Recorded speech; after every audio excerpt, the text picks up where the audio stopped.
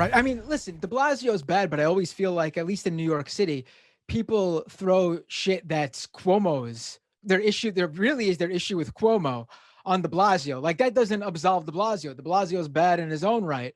But he also is not responsible for a lot of the things that people who aren't really that involved with politics in New York City blame him for.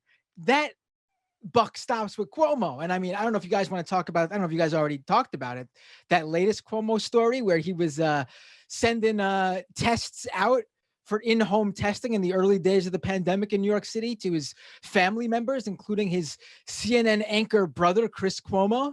Friends and family. Yeah, we talked about it a little bit in the first hour, but it just keeps rolling out all of these controversies with him. I mean, the grossest thing is, I don't know if you guys have seen this online. They're defending even that. Like, all I see in like the mentions of the reporters who are sharing these articles are oh, so what? Like, you would have done the same? Oh, like, that's so bad. What about Trump's family? What about with DeSantis and Florida? Yeah, we covered all that. It's been all covered. Now it's getting to your guy, and you're absolving him of it. You're doing whataboutism. It's ridiculous. Did people forget how rare tests were in March, April, May in New York City? Like, to get a test then was like you hit the lottery. Like, it was. I couldn't get tested. insane. I had COVID back then, and I couldn't get tested. Like last March, I had COVID-19. They were like, "Well, you sound like you have it, but just stay home because there are just not that many tests." Right, yeah, right. it was like with the vaccine, sort of like it was luxury people. If you had the hookup, you could get a test, basically. Yeah, they were saying if you think you have COVID, don't get a test. That was like the insanity of it. Right. Well, I mean, Cuomo's sexuality is still gripping the Democratic Party. And I think the meanest thing you can say about them is that sometimes the criticism of the Republicans, of the Democrats, is largely true, that they don't have a problem with a lot of these underlying corruptions or, self-dealings or, even just interpersonal racisms or sexisms or stuff like that. They just don't like when Republicans do it, because they're willing to at least hand wave it away, if nothing else, when their own people do it. Well, and whether or not that's a partisan function. Yeah, it's partisan hackery. And whether it's a function of them believing that Republicans do it first, allow them, or puts them in a corner where they can't afford to be so choosy, or they just like relish the opportunity to do bad things, it kind of just ends up being the same thing to the outside viewer. Like, it's hypocrisy versus hypocrisy. Right. And I just can't believe the idea that it's one thing. It's like the double dipping of the scandals here, especially within this one scandal. Like, not only did he make sure his family, including his brother who works for CNN, got these tests, but they were home delivered and home administered. Like, they traveled out to some rich neighborhood in Long Island for Chris Cuomo. Like, are you kidding me? Like, it's just, oh my God, it just never ends. Where Never did it say he is on Long Island? Now I'm curious because I know where Sean Hannity is on Long Island. Let me see if I could figure this out really quick. Chris Cuomo. Where is it? I don't see it. This is not necessary. I'll look it up. No.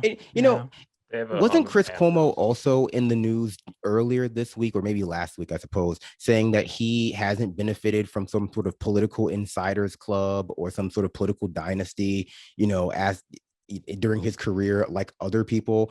I forget what the context of that was, but he was saying that out loud, and people were rightfully pointing out, but as the son of Mario Cuomo, you were basically hand delivered so many different opportunities to basically be AG on a. I think you were thinking of when Andrew Cuomo was defending himself to those reporters. He said he was a political outsider. A political outsider, yes. Yes.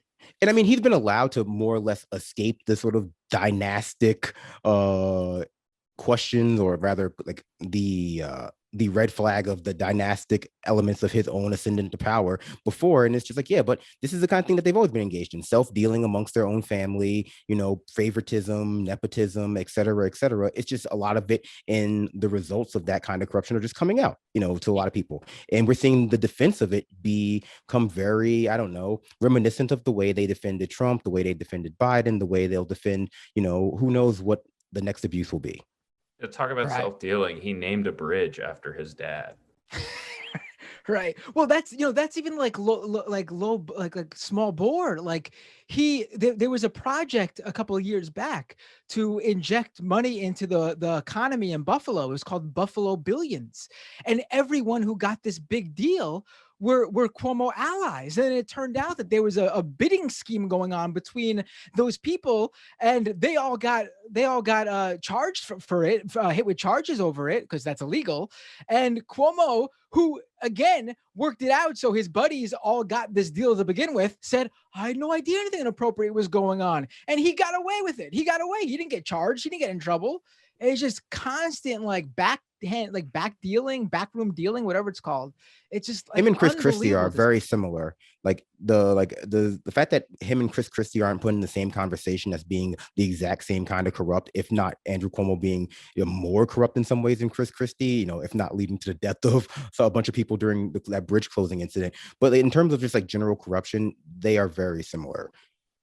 Right. And to your point that you said before, it's even, to me, it's even worse because at least most people will say, yeah, Chris Christie is an asshole. Whereas the opposite, most people will probably say, oh, that Cuomo, he's a good guy. You got to give him a pass on this one. Oh, yeah, give him a pass on that one. Don't forget what he did for this this state during COVID. Like, it's just unbelievable. Yeah, what he did for this state too. It's send how many elderly people to their death in nursing homes. I mean, it's unbelievable what this guy's also getting away the with. slave labor in prisons to make hand sanitizer.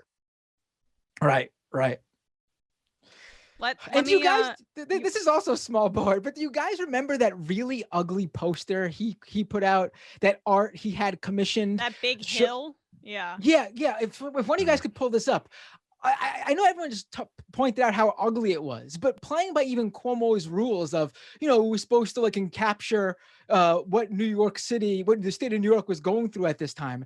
There's a part in the poster where you have service workers, medical workers, nurses, doctors, tugging on a rope or something, like pulling New York State out of the mess, and tugging on the rope with them. He had his 3 daughters inserted right with all the nurses and service workers. What the hell did they do? What did they do? They were fodder for their dad's jokes about having spaghetti dinners with the boyfriend. I mean, are you kidding me? What? There's the picture. What did his 3 daughters do, along with the healthcare workers, the essential workers, the out-of-state volunteers? Are you kidding me? What is this Yeah, it shit? was weird. He kept putting them in the press conferences too. And even, my mom, who's like kind of true blue Democrat, was like, it's a little weird that his daughters are involved in this. I'm like, yeah, it is a little Boyfriend weird. Cliff too. Yeah, it was just like, It's like such twee bullshit. Is that Yeah. a Cliff Wife reference? Because that was great. I remember Cliff Wife. No, it's because he during the early days of the pandemic, he joked how one of his daughter's boyfriends was staying with them because of all of it or something like that, and how he constantly was like giving him shit or something like that. I mean, it has the kind what, of like that's what weird creepy dads do, give their girlfriend, their daughter's boyfriend shit. That's not at all weird and creepy, right? it has that kind of like highlights magazine vibe that Ben Garrison comics have too, where everything is over labeled but still confusing. Yeah. Right.